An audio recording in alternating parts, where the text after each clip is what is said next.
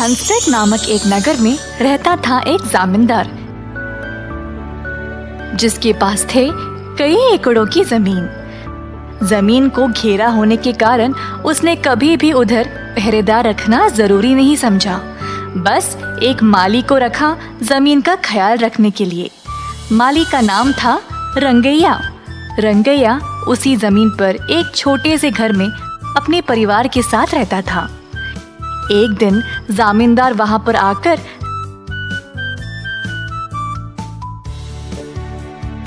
रंगैया से पूछने लगा कि काम कैसे चल रहा था।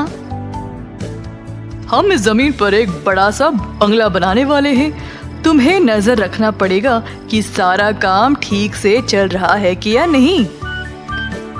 सच में सर जी, ठीक है। ऐसा कहकर जमींदार अपने घोड़ा गाड़ी में चला गया। रंगैया तुरंत घर गया अपनी पत्नी को ये खबर देने के लिए। इतने सालों से आपने जमींदार जी के लिए कितना काम किया है, पर उन्होंने आपको कभी बदले में कुछ भी पैसे नहीं दिए हैं। पत्नी की बात सुनकर रंगैया सोच में पड़ गया। हम जो भी कर रहे हैं दिल से कर रहे हैं, तो चिंता मत करो, सही समय पर हमें सब कुछ मिल जाएगा। कई दिन बीत गए और बंगला का कंस्ट्रक्शन शुरू हो गया। कारीगरों ने काम जल्दी जल्दी किया और कुछ ही समय में बंगला तैयार होने को आ रहा था। इसी दौरान एक रात 3 चोर दीवार कूदकर इस जमीन पर आ गए पैसों की बोरियां लिए। वहां पर उन्होंने रंगैया को देखा। चोरी छुपे तीनों उस बंगले के अंदर घुस गए जिस पर काम चल रहा था। हे, हम इतने भारी बोरियां इतनी दूर तक कैसे ले जाएंगे? क्यों ना हम यहीं कहीं इन पैसों को गाड़ दे और कोई निशानी रख दे। हाँ, ये ठीक रहेगा और किसी को शक भी नहीं होगा कि इधर हमने पैसे छुपाए हैं। पर हम यहाँ कहाँ गाड़ेंगे? जब ये मकान पूरा हो जाएगा तो सब कुछ बदलेगा ना, फिर हम शायद पैसों को वापस ढूंढ नहीं पाएंगे। फिर हम बंगले के ठीक बाहर गड्ढा खोदकर उसमें पैसे छुपा देंगे और उसी स्थान पर एक छोटा सा पेड़ लगा देंगे। हाँ, तो फिर हम पैसे लेने वापस कब आएंगे? 2-3 दिनों में सब लोग इन पैसों के बारे में भूल जाएंगे, फिर हम आकर ले लेंगे।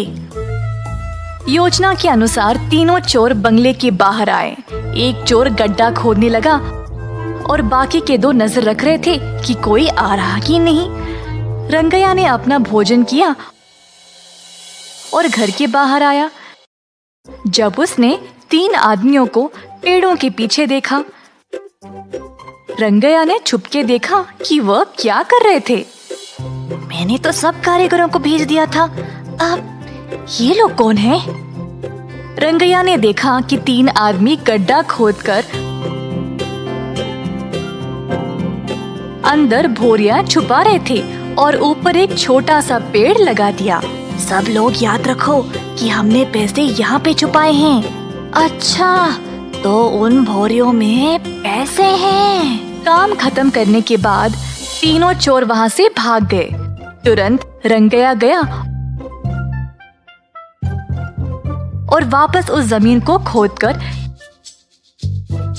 पैसों की बोरियों को बाहर निकाला।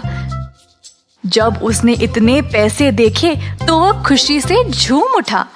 वह पैसे की बोरियों को घर ले गया और अपनी पत्नी को दिखाना चाहा, पर तब तक वह सो चुकी थी।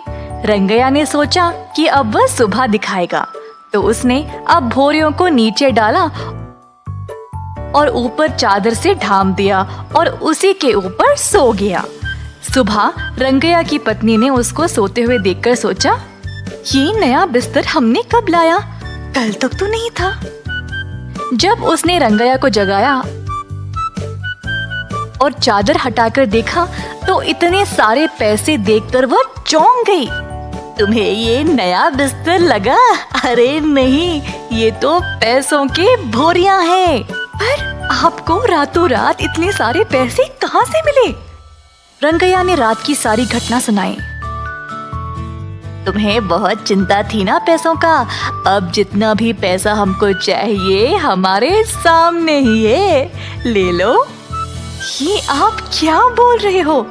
मुझे लगा हम मेहनत से कमाएंगे, पर आप ये सोच भी कैसे सकते हैं कि मैं उन पैसों के साथ खुश रहूंगी जो हमारा है भी नहीं। रंगैया को भी लगा कि उसकी पत्नी ठीक बोल रही थी, तो रंगैया ने तुरंत पैसे लिए और एक अनाथालय में दान कर दिया, कपड़े, खाने पीने का सामान और पुस्तकों के रूप में। कुछ दिन बाद चोर उस जमीन पर वापस आए कारीगरों के रूप में। उन्होंने वो पेड़ देखा जिसके नीचे उन्होंने पैसे छुपाए थे। तुरंत एक चोर जमीन खोदने लगा, पर उसी समय बाकी के दो ने देखा कि उस जगह पर वैसे ही कई और पेड़ भी थे।